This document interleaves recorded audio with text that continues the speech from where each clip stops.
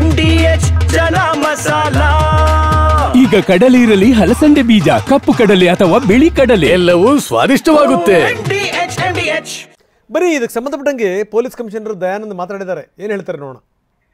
Baiyappanahalli police ಠಾಣೆ ವ್ಯಾಪ್ತಿಯಲ್ಲಿ ನಿನ್ನೆ ಆಗಿರ್ತಕ್ಕಂತಹ ಘಟನಾವಳಿಗಳ ಬಗ್ಗೆ ಪ್ರಕರಣ ಮತ್ತು ಎದುರು ಪ್ರಕರಣ 2 ಕೇಸ್ ಆ್ಯಂಡ್ ಕೌಂಟರ್ ಕೇಸ್ ದಾಖಲಾಗಿದ್ದಾವೆ.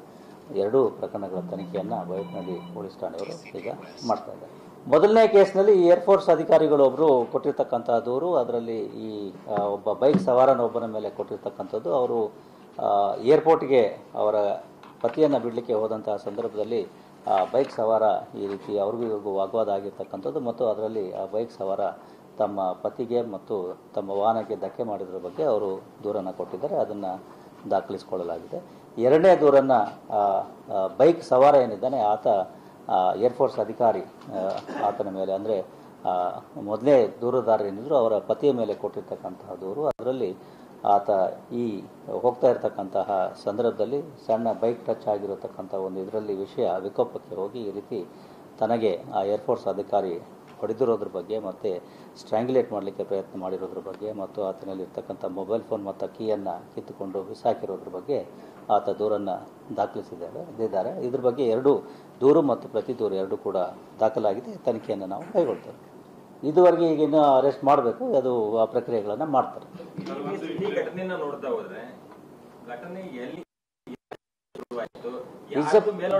ಇದು ತನಿಖೆಯ ಪ್ರಕ್ರಿಯೆ ಆಗಿರೋದ್ರಿಂದ ನಾವು ಅದನ್ನು ಕೂತ್ಕೊಂಡು ಇಲ್ಲಿ ವಿಶ್ಲೇಷಣೆ ಮಾಡ್ತಕ್ಕಂಥದ್ದು ಅಥವಾ ವಿಮರ್ಶೆ ಮಾಡ್ತಕ್ಕಂಥದ್ದು ತಪ್ಪಾಗ್ತದೆ.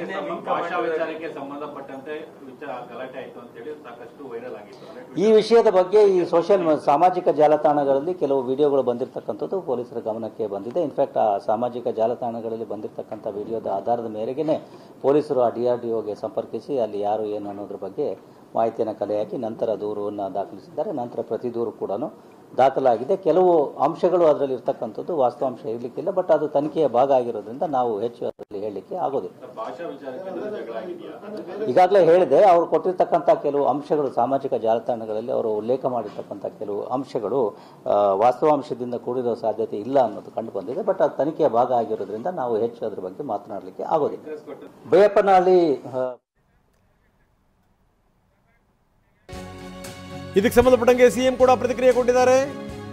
ಸಿಎಂ ಮೊದಲ ಪ್ರತಿಕ್ರಿಯೆಯನ್ನು ನಾವು ತೋರಿಸ್ತಾ ಇದ್ದೀವಿ. ಯಾರೇ ತಪ್ಪು ಮಾಡಿದ್ರು ಕೂಡ ಕಾನೂನು ರೀತಿ ಕ್ರಮ. ವಿಂಗ್ ಕಮಾಂಡರ್ ಆಗಿರಲಿ ಯಾರೇ ಆಗಿರಲಿ ಕಾನೂನು ಎಲ್ರಿಗೂ ಕೂಡ ಒಂದೇನೇ. ಇಬ್ರು ದೂರು ದಾಖಲಿಸಿದ್ದಾರೆ. ತನಿಖೆ ಆಗ್ತಾ ಇದೆ.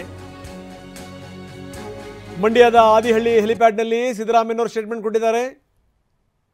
ತನಿಖೆ ಆಗ್ತಾ ಇದೆ, ತಪ್ಪಿತಸ್ಥರ ಮೇಲೆ ನಾವು ಕ್ರಮ ಕೈಗೊಳ್ತೀವಿ ಅಂತಾರೆ ಮುಖ್ಯಮಂತ್ರಿಗಳು. ಕಾನೂನು ರೀತಿ ಕ್ರಮ ತಗೊಳ್ಳಿ ಅಂತ ಹೇಳಿದ್ದೇನೆ. ಯಾರೇ ಆಗಲಿ, ವಿಂಗ್ ಕಮಾಂಡರ್ ಆಗಲಿ ಯಾರಾಗಲಿ ಕಾನೂನು ರೀತಿ ಕ್ರಮ ತಗೊಳ್ಳಿ ಅಂತ ಹೇಳಿದ್ದೀನಿ. ಇವರು ಕಂಪ್ಲೇಂಟ್ ಕೊಟ್ಟಿದ್ದಾರೆ, ಅವರು ಕಂಪ್ಲೇಂಟ್ ಕೊಟ್ಟಿದ್ದಾರೆ, ಗೊತ್ತಾಯ್ತಾ? ಅದರಿಂದ ಕಾನೂನು ರೀತಿ ಕ್ರಮ ತಗೊಳ್ಳಿ ಅಂತ ಹೇಳಿದ್ದಾರೆ. ಯಾವುದೇ ಕಾರಣಕ್ಕೂ ಹುಡುಗನ ಮೇಲೆ ಕೈ ಎತ್ತಬೇಡ ಅಂತ ಕೂಡ ಹೇಳಿದಂತೆ ಯಾಕೆ, ಆದರೂ ಕೂಡ ವಿಂಗ್ ಕಮಾಂಡರ್ ದರ್ಪ ತೋರಿಸ್ದ. ಎಷ್ಟರ ಮಟ್ಟಿಗೆ ಯಾವ ಫೈಟರ್ಗಳು ಕೂಡ ಫೈಟ್ ಮಾಡಲ್ಲ ಬಿಡಿ. ಸಾಮಾನ್ಯವಾಗಿ ಕರ್ನಾಟಕ ಬಹಳ ಶಾಂತಿಪ್ರಿಯ ರಾಜ್ಯ. ಸುಮ್ಮನೆ ಯಾರ ಮೇಲೋ ಕೈ ಎತ್ತದು, ಅದರಲ್ಲೂ ಸೈನಿಕರ ಮೇಲೆ ಅಂದ್ಕೊಳ್ಳೋಕ್ಕೂ ಸಾಧ್ಯ ಇಲ್ಲ. ಶೀಲಾದಿತ್ಯ ಪ್ಲೀಸ್ ಅವನು ಬಿಟ್ಟುಬಿಡು ಅಂತ ಆಕೆ ಕೇಳ್ಕೊಂಡ್ಲು. ಏನು ಬೇಡ್ಕೊಂಡ್ರು ಕೂಡ ಇವನು ಶೀಲಾದಿತ್ಯ ಬಿಡಲಿಲ್ಲ. ಮೈ ಮೇಲೆ ದೇವರು ಬಂದಿರೋ ಥರ ಹಾರಿ ಹೊಡೆದ. ಅದಾದ್ಮೇಲೆ ಇಲ್ಲಿ ಸಲ್ಲದ ಆರೋಪಗಳನ್ನು ಮಾಡ್ದ. ಇದನ್ನ ಬಂಡವಾಳ ಬಯಲಾಗಿದ್ದು ಆ ವಿಜುವಲ್ ನೋಡಿದಾಗ. ಒಬ್ಬ ಸಾಮಾನ್ಯ ವ್ಯಕ್ತಿಗೆ, ಒಬ್ಬ ಸೈನಿಕ ಈ ರೀತಿ ಹೊಡೆಯಕ್ಕೆ ಸಾಧ್ಯನಾ? ಸೈನ್ಯದಲ್ಲೂ ಕೂಡ ಇದು ಪ್ರಶ್ನೆ ಆಗುತ್ತೆ. ನನಗನ್ಸುತ್ತೆ ಖಂಡಿತವಾಗಲೂ ಇದಕ್ಕೆ ಸಂಬಂಧಪಟ್ಟಂಗೆ ಸೇನಾಧಿಕಾರಿಗಳೂ ಕೂಡ ಇದ್ರ ಬಗ್ಗೆ ತನಿಖೆ ಮಾಡಬೇಕು. ಹಿಂಗೆ ಹೋದಂಥ ಸಂದರ್ಭದಲ್ಲಿ ಜನಸಾಮಾನ್ಯರಿಗೆ ಬಡದು ಬಿಟ್ರೆ ಗತಿ ಏನು? ವಾಹ್, ಯಾಕೆ ಈಗ ಬಂತ ಸ್ವಾದ? ಖಂಡಿತ ಈಗ ಬಂತು ಅಸಲಿ ಸ್ವಾದ. MDH chunky chaat masala life ಅಲ್ಲಿ ಅಸಲಿ ಸ್ವಾದ ತರುತ್ತೆ. ಅಸಲಿ ಮಸಾಲ, ಎಸ್ MDH.